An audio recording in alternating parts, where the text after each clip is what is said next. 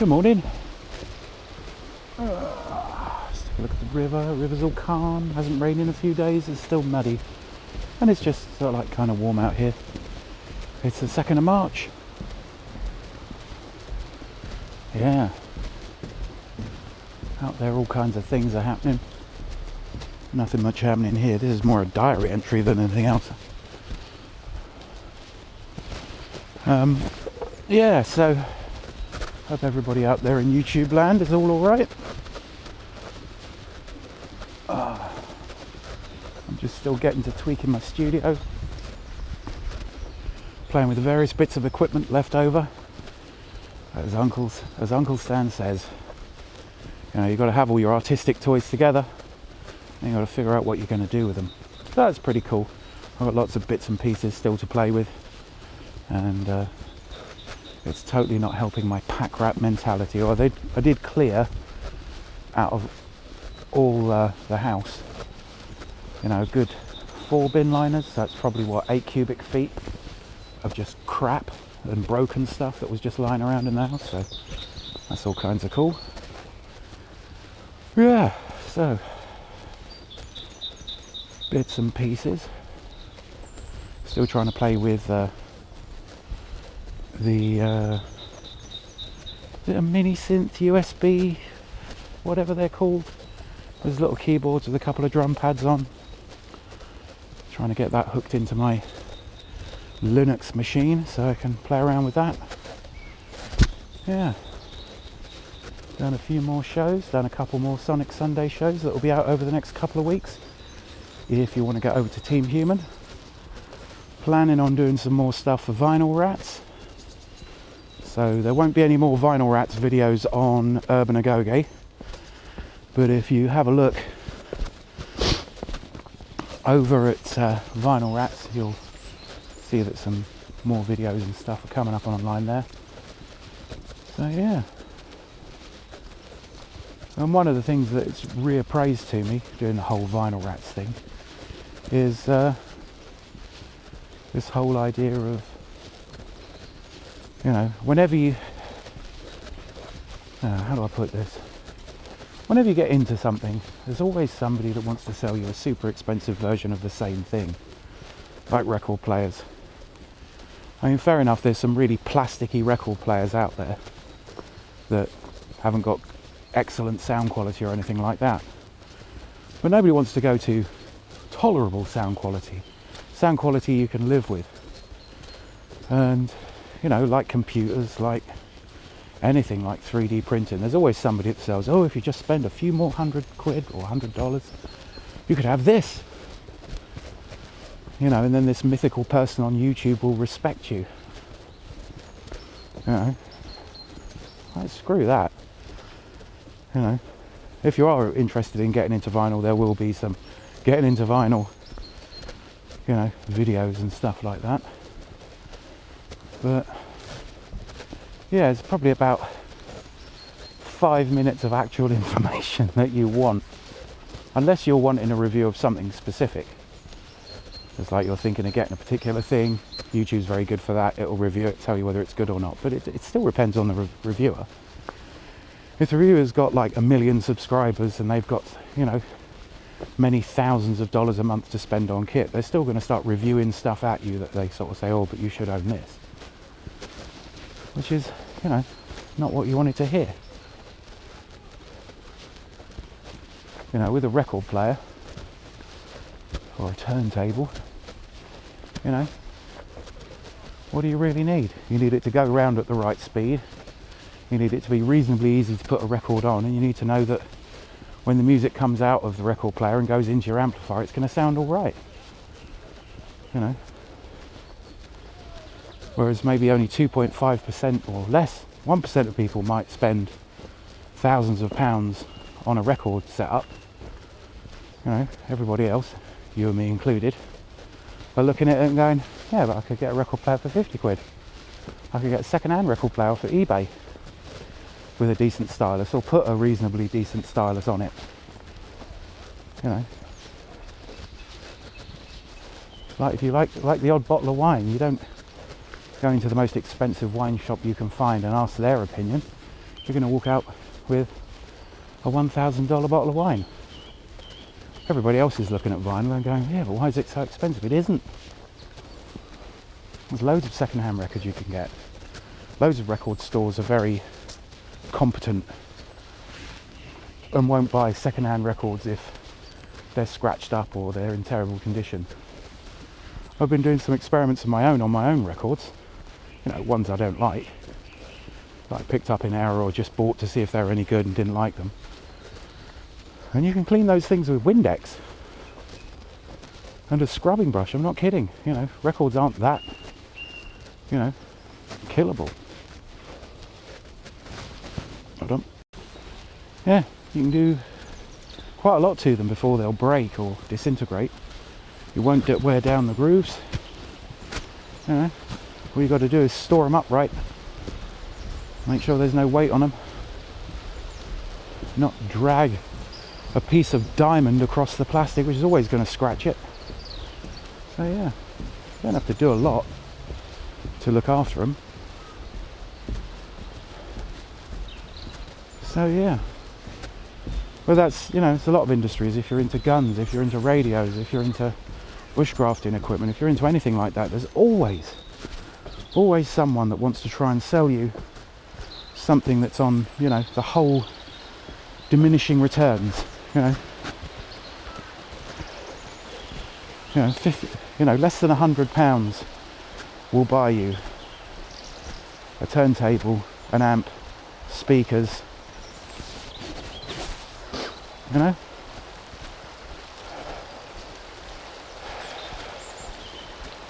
You know, probably even get you a few records after that. You know, but don't rule out the concept of inheritance. What's up in the loft in your parents' place? Have they got a record collection? Do they not play it anymore? Is there anything you can sneak off with? You know, just ask them.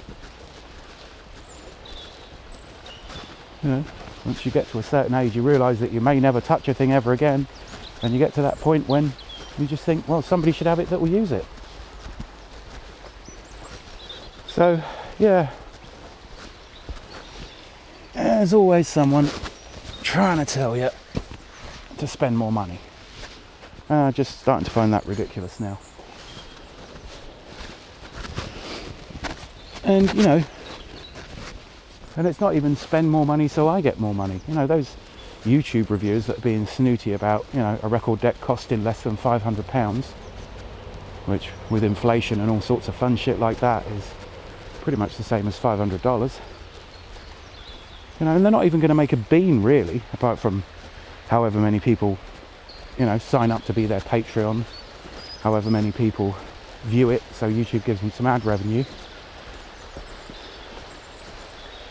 So, yeah, there's always someone that wants to persuade you that you should be spending more. And it's so weird. It's like, how does that benefit you?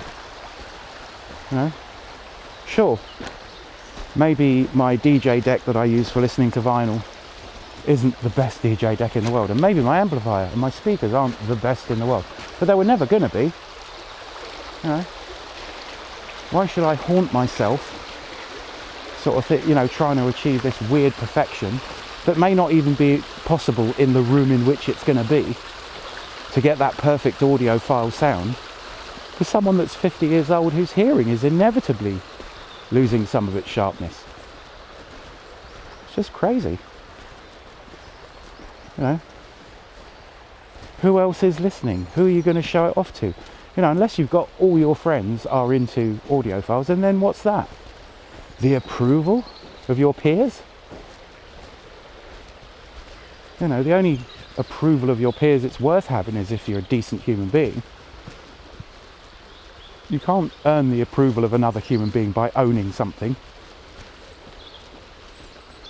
You just can't. So, like, look at my car. Oh, great. But what exactly does that mean for me? Well, it means you get to look at my shiny new car. Oh, cool. Are you happy with it? Oh yeah, I'm really happy with it. Good. You know, just along those lines. Who can spend the most money? It's just so weird. So yeah. So Vinyl Rats is going to be, you know, more for people that are, you know, just up for listening to vinyl, really. You know, I'd like to listen to vinyl. Good. Here are some things to pay attention to. You know, there's very few ways you can make a mistake. So yeah. Because to be honest, the two most expensive record players that I bought before I remembered or thought about it or learnt anything about vinyl, because I'm old, I don't instantly look at YouTube to find something out. There's a certain amount of how hard can it be, and the answer is not very, but there are a few key things, like in most things.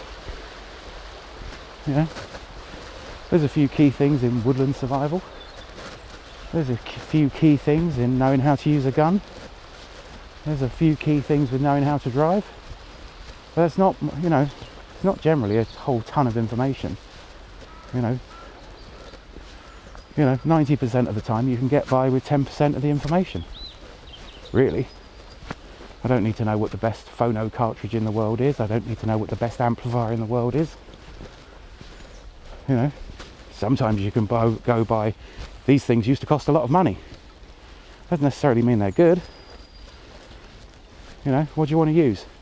Your 60 quid, 10-year-old or less modern laptop with 16 gig of RAM, or do you want to use a $2,500 IBM XT from 1990? So which one do you want to use? Because I'm betting, I really am, I'm totally betting that the thing that you want to use is the modern laptop. You know, do you want to use a Revision 1 iPhone that originally cost £3,000, you know, in today's money? Or would you rather use a 5-year-old Android, you know, that gets the job done without having to piss around too much? So yeah, I think a lot of it is, you know, buyer's justification. I spent X amount of money, it was a ludicrous amount of money, it better be better. But in all likelihood, it's just going to exist in that 90 to 100% range of great, and you've spent £10,000. You know, you have a separate listening room that you can trick out with foam absorbing panels and all that, and get the room shaped just right, and position the stereo on exactly the right side of the room so that it doesn't bounce off the window and interrupt your delicate, precious hearing, so you can hear every last breath. Or do you want to hear 95% of it and, you know, have a life? So yeah, you know, before you spend like an amazing amount of money, make sure that that is your first, last and only hobby. But there's a lot more interesting things in the world. Do you really need to own the original of a photograph? Pay 1,500 quid for an original print from the original negative of a photograph to hang on your wall? Really? Or have you got access to the internet and a standard inkjet printer?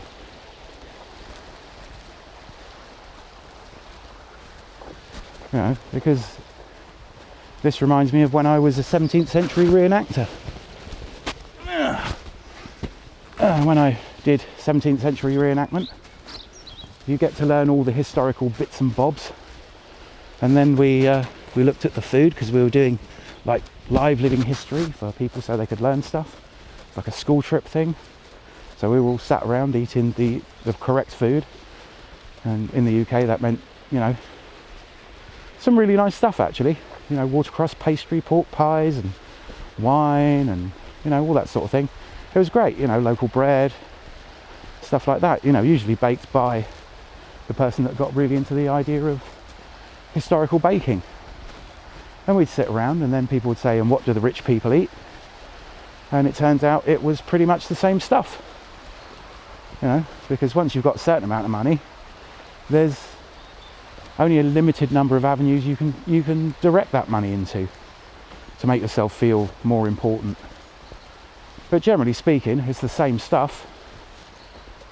You know, the turntable has not evolved by all that much in the last 30 years.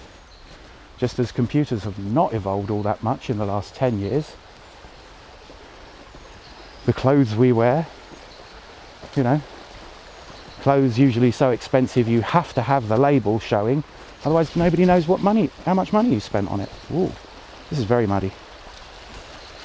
But yeah, what is the point of that? You know, it's like that line in Fight Club. We're chasing things that we don't need to impress people we don't like with money we don't have. What really is the point? No, this is kind of interesting.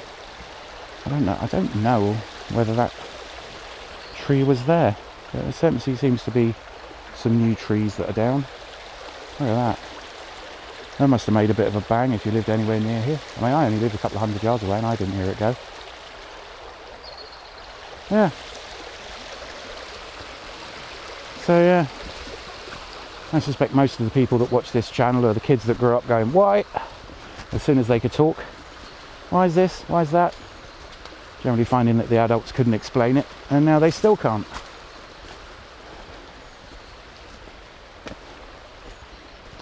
That's possibly because it doesn't make any sense. If it made sense, there'd be an answer. If that answer was a fair thing, then why do we need like a majorly intricate system of laws, law keepers, military personnel, you know, essentially to keep all of the rest of us in line? You know, it's amazing how easily they can kill a poor person, particularly a poor person of colour. And it's amazing how hard it is to even get an actually provably criminal person in jail. It's next to impossible if they're white and they've got money. You know. So, you know, rich old white people are running scared and they can't defend their system. You know, like NWA and Chuck D. It takes a nation of millions to hold us back. And it, you know, it just does take an enormous amount of effort to keep a bunch of people in line. Whereas if the system was fair, how many police would you need? If people had their dignity, if people had equal access to resources, how many soldiers would you need? It's not beyond our abilities to give everybody a life of dignity. It's just not. But it would impinge on the vast amount of power that a very few individuals in the world have, and therefore they're prepared to empower other people, and yeah, they make other people more powerful. Those people defend them, those people make it easy for them. I guess that's all there is to it, you know. And that kind of letting it go is just going to annihilate the vast majority of the human race. You know, we're all going to die. All the people that matter, all the people that are worth saving, all going to die. And all that's going to be left is a few very wealthy people wondering what the fuck they're going to do. So yeah. So I'm going to wrap it up there. I'm going to wander on home and have myself coffee. You have a really good time. Do your stuff, comments, all that sort of thing. Let me know what's going on with your lives. Because I'm in lockdown. I see one human being every 2 weeks.